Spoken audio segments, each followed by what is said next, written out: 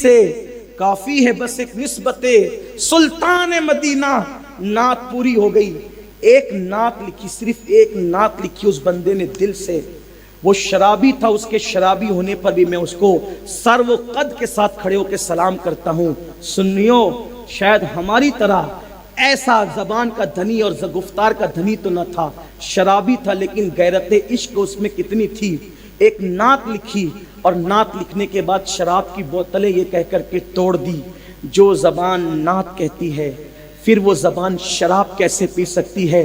پھر اس کے بعد ایک نعت نے جگر کی زندگی میں وہ انقلاب پیدا کیا کہ پھر جگر نے زندگی میں کبھی شراب نہیں پی. سنیو, نعت کی محفل میں 3 گھنٹہ بیٹھتے ہو اور اٹھ کے جانے کے بعد پھر وہی کرتوت, پھر وہی کارنامے. اس کا مطلب یہ ہے شاید ہم عشق نہیں کر رہے ہیں, کوئی نمائش کر رہے ہیں. کسی اور کے ساتھ نمائش کرو تو غدار کہلاتے ہیں. اپنے نبی کے ساتھ جس کی آنکھوں سے خدا کی ذات نہ چھپی, اس کی آنکھوں اور اس کی نگاہوں سے اپنے دل کے جذبات کیسے چھپ سکتے ہیں. میرے امام اعلیٰ حضرت کے پاس شاعر نعت لکھ کر کے لاتا ہے, حضرت مجھے سن لو, حضرت مجھے سن لو. حضرت نے کہا ٹھیک ہے سنا دو.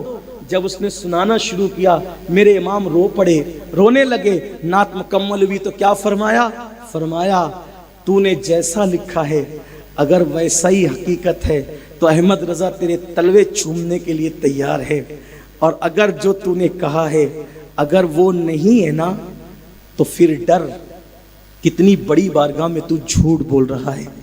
یا رسول اللہ آپ کے نام پہ جان قربان کر دیں گے. جو قوم فجر کی نیند قربان نہ کرے اس قوم کو یہ حق کیا ہے کہ وہ جان قربان کرنے کی بات کرے. اور سن لو, جو سچے جذبے کے ساتھ نعت پڑھے پھر اس پر کرم کتنا ہوتا ہے. نعت خانوں کی دنیا میں ایک بڑا نام ہے سید کفایت علی کافی مراد آبادی, جنگ آزادی کے بہت بڑے ہیرو ہیں. جب جیل سے نکال کر کے پھانسی دی جانے لگی تو انگریز نے پوچھا مولانا اب تمہیں پھانسی دینے جا رہے ہیں, بولو کیا خواہش ہے تمہاری.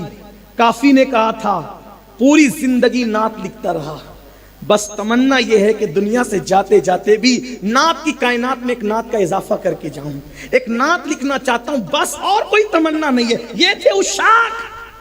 پھانسی کے پھندے پہ نعت پڑھی جاتی ہے اور کس جذبے سے پڑھی جاتی ہے نعت. اللہ اکبر, کاغذ مانگا قلم مانگا. اور جانتے ہمارے مولانا عظمت اللہ صاحب بھی بڑے اچھے شاعر ہیں, میں نے سنا, عابد بھائی نے بتایا, میں نے کوئی کلام ان کا دیکھا تو نہیں, لیکن ویسے مجھے دیکھنے کا کوئی حق بھی نہیں ہے کیونکہ مجھے اتنا معیار سمجھ میں بھی نہیں آتا, لیکن بڑے اچھے شاعر ہیں, یہ بڑی باصلاحیت آدمی. میں نے اپنے امیر سے پہلی مرتبہ ان کا تعارف سنا, کہا بہترین ادیب ہے مولانا عظمت اللہ صاحب. پھر بعد میں نے جب وادی نور کے اسٹیج پر ان کو علامہ اعظمی صاحب کا یا علامہ ظہیر صاحب کا سپاس نامہ پڑھتے ہوئے سنا تو میں نے کہا کہ امیر تو میرے یوں بھی کبھی غلط نہیں کہتے اور یوں بھی غلط نہیں فرمایا. بڑے اچھے ہیں, لیکن آپ ان شعراء سے پوچھیں خود کا بچہ رو رہا ہو تو آمد ہوتی ہے تو بھی رک جاتے ہیں اشعار. خود کا بچہ رو رہا ہو تو بھی نعت نہیں لکھی جا سکتی. عشق کا معیار کیا تھا کافی کا کہ سامنے پھانسی کا پھندا تھا اور نئی نعت آ رہی تھی, اور اس کا حال کیا ہے. عشق اور ادب. ادب کون سی؟ ادبی رنگ. فنکار کیسے فن تھا نعت کا کیسا. عشق اور فن دونوں گلے مل رہے ہیں اس نعت کے اندر. عشق اور فن دونوں کا سنگم ہے. ادبی رانائیاں بھی ویسے ہی ہے, عشق کا امتزاج بھی ویسے ہی ہے. اور لکھا کی شان سے ہے کوئی گل باقی رہے گا نہ چمن رہ جائے گا پر رسول اللہ کا, وہ کوئی گل باقی رہے گا نہ چمن رہ جائے گا پر رسول اللہ کا.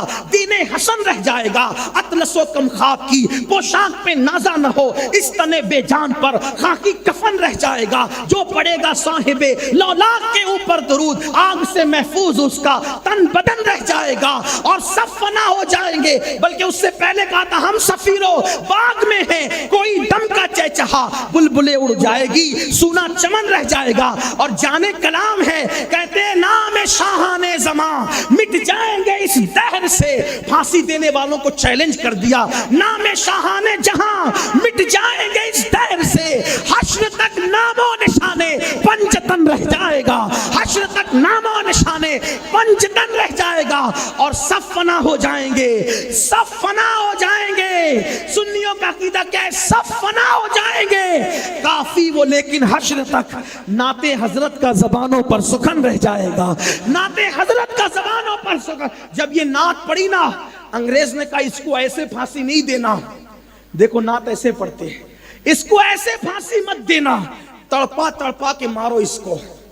کہا کیسے مارے؟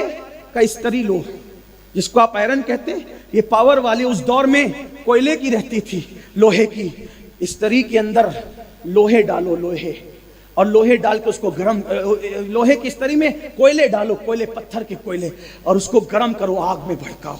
جب پوری وہ لال ہو گئی، سرخ ہو گئی، تو کافی کو لٹا دیا گیا، اور کافی کہہ رہے تھے سب فنا ہو جائیں گے، کافی وہ لیکن حشر تک۔ زبان پہ درود و سلام، اور ان کے بدن پر استری چلائی جا رہی تھی، ادھر استری چل رہی تھی۔ کافی اب بھی وہ جہاد کے فتوے اور انقلاب کی آواز سے دستبردار ہو جاؤ۔ کہا نہیں، ایسا نہیں ہو سکتا، اور استری چلی گرم گرم، ادھر استری چلی اور ادھر عالم بیداری میں رسول اللہ کی زیارت نصیب۔ عالم نعت پڑھنے والوں کو یہ ملتا ہے، عالم بیداری میں حضور کی زیارت ہوئی تو کافی رو کے کہتے ہیں آقا بہت دیر کی، ان کو نہیں کہا لیکن کیا بات ہے حضور، بہت دیر کی میں نے، یا رسول اللہ بہت دیر کی میں نے، اگر مجھے پہلے پتا چل جاتا کہ گرم استری پھروانے سے آپ کا دیدار بیداری میں ہوتا ہے تو میں اتنی دیر کیوں کرتا، اس سے جلدی کرتا تاکہ دیدار یار جلدی نصیب ہو۔ استری پھروا کر بھی تیرا دیدار ملے تو سستا ہے، اور یہاں حال کیا ہے، دیدار کی تمنا ہے اور یوٹیوب سے نظر ہٹتی ہی نہیں، عورتوں سے نظر ہٹتی نہیں۔ مولا کائنات کہتے ہیں میں نے اپنا سطر بھی نہیں دیکھا، لوگوں نے کہا ضرورت تھی، کہا بالکل ضرورت تھی، مجبوری بھی تھی، لیکن نہیں دیکھا کیونکہ نازک ہے بہت غیرت سلطان مدینہ۔ مجھے ڈر لگا کہ جن آنکھوں سے رسول اللہ کا چہرہ دیکھتا ہوں ان آنکھوں سے اپنا سطر کیسے دیکھ لوں، میں اس سے بھی بچا رہا۔ یہ تھا لوگوں کا تقویٰ، یہ تھا اللہ والوں کی شان۔ اگر بات کہی جائے تو بہت ہوتی ہے، لیکن پھر یہی کہتا ہوں کہہ لے گی سب کچھ ان کے، ثنا خاں کی خاموشی چپ ہو رہا یہ کہہ کے میں کیا کیا کہوں تجھے، لیکن رضا نے ختم سخن اس پہ کر دیا، خالق کا بندہ خلق کا آقا کہوں تجھے، نازک ہے بہت غیرت سلطان مدینہ۔ اگر کوئی غلطی ہو تو اللہ تعالیٰ معاف کرے۔ استغفر اللہ ربی من کل ذنب واتوب الیہ وما علینا الا البلاغ۔